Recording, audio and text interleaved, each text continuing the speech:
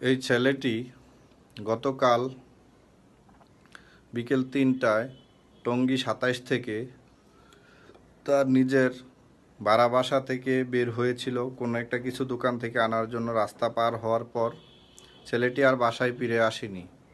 গত 11/4/2024 বিকেল ৩টা থেকে ৩:30টার ভিতর এই ছেলেটি হারিয়ে গিয়েছে। তো সবাই এই ছেলেটিকে পাওয়ার জন্য একটু সহযোগিতা করবেন এবং ভিডিওটি বেশি করে শেয়ার করে দিবেন।